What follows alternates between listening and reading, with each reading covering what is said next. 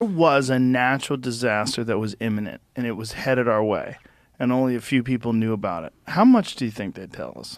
They wouldn't. No, yeah. I wouldn't say a goddamn thing because we would go crazy. We'd wind up looting all the Targets. That's right. Yeah, Target, first thing, Target would Walmart. be overrun. Target and Walmart. Smash I'm going it to the Kmart. ground. I'm going to the last Yeah, Kmart. Starbucks. Real quick, did you hear what Elon Musk said on the Full Send podcast a few months ago? What? So there's Full Send, the Nelk Boys, awesome guys, great podcast. Elon Musk was on there, it's like 4 months ago, has like 15 million views. It's a 3-hour podcast. And at 2 hours and like 53 minutes, they start talking about cataclysms and ice ages. And Elon Musk, this is out of all things that were discussed on the podcast, in my mind, the most interesting part of it all got zero coverage. It's like nobody talked about it, and it's because it's 2 hours and 50 minutes in. But Elon Musk says a couple things within just a few minutes. He says, if you want to go down a deep, deep rabbit hole, look into ice ages and how often they happen. He goes on to say that... Well, let's listen to this. Okay. Listen to If you read about ice ages. Yeah. Really? Like Yeah, what? deep rabbit hole on ice ages. What's so intriguing about them? The whole Earth has just been through the whole Earth is just freezing. Like I said, there's deep rabbit hole on ice ages. Deep rabbit hole. Where should we There's go? so many. Wait, there's so many what? Wikipedia or Wikipedia. Encyclopedia of Canada. Give us like a Canada little Go. bit of a tidbit of it. Yeah, why do you love it?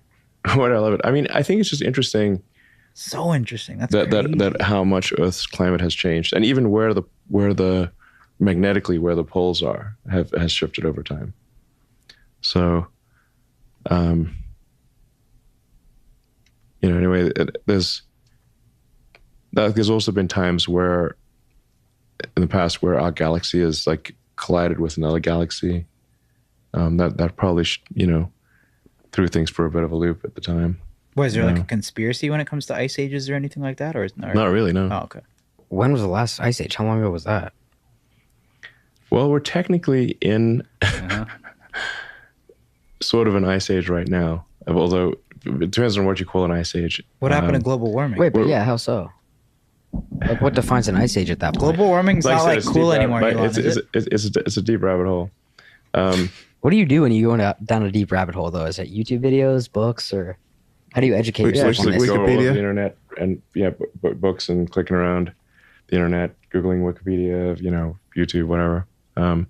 So Twitter can be interesting. I think there was probably something significant that happened at the in the last ice age, because we don't see any evidence of writing. When I say I'm using ice age in the colloquial term of like when was it very snowy and where the glaciers came down far and where summer was short and winter was very long, and that was about 10,000 years ago. So something happened around that ice age, that because we see no writing. No writing before that ice age, and we start to see writing pop up in multiple places on Earth after that, after the most recent colloquially termed ice age. So, yeah. But like I said, there have been times when Earth has been extremely tropical and where it's been a snowball. But these tend to occur over very long periods of time. The global warming thing we're talking about here. That's about it. He knows.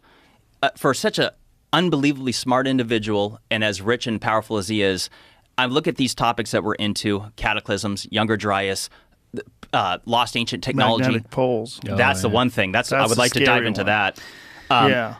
I watched a video on that this morning.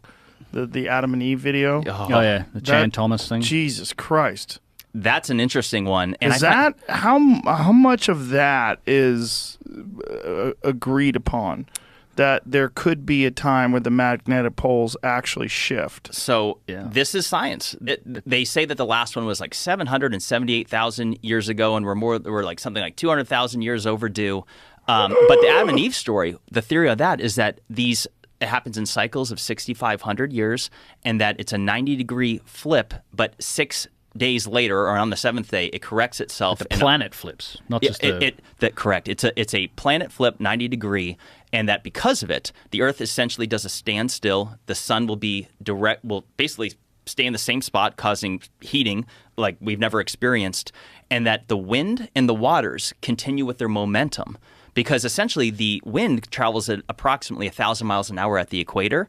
So the theory is that when that event happens, it's going to be cataclysmic. And here's the wild thing is that in that document, it says a continental-sized tsunami being 2 miles high.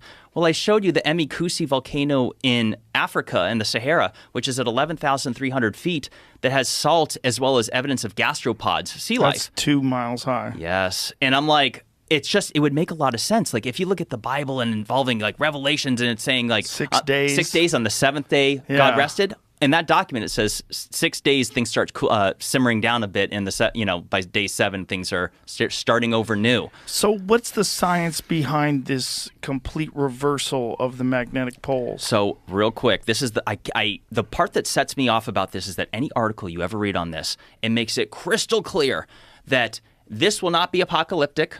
Maybe we'll potentially have some satellite communication issues that could affect our power grid and telecommunication systems, and that's going to be unfortunate. But don't worry, it's not a doomsday. I'm like, okay, first of all, if the grid goes down, that is doomsday. But number 2, they don't know what they're talking about because they claim that the geomagnetic pole shift is because of the interior, whether it's the iron core or whatever it is, the molten core, does a shift, and because of it, that's why the compass will flip. But I'm like, if you look at the nature of earthquakes, some originate in the crust, others originate in the mantle, in the parts that aren't solid. So I'm like, if you're saying that the interior that is molten does a shift, why on earth would you suggest that it wouldn't cause earthquakes or volcanic activity on the surface? So I feel like every article I ever read on geomagnetic pole shifts, they go out of their way to say, don't worry, it's fine. And I'm like, but yet the evidence shows that it's accelerating. Back in just the 1990s, it was traveling, the North Pole was transitioning at 10 miles a year. Now it's at 40 or almost 40 miles. It's accelerating. And in the Adam and Eve story, it talks about, actually, no, not the Adam and Eve story. There was a documentary on Nova years ago that the evidence shows that when they've studied all the other volcanic rock, for prior known pole shifts, because keep in mind, there's hundreds that are known. This has happened throughout millions and millions of years. This is mainstream science. The poles do flip. But it's not that the Earth flips over. It's that the inside core does, and so your magnetic compass will flip. Like what causes it?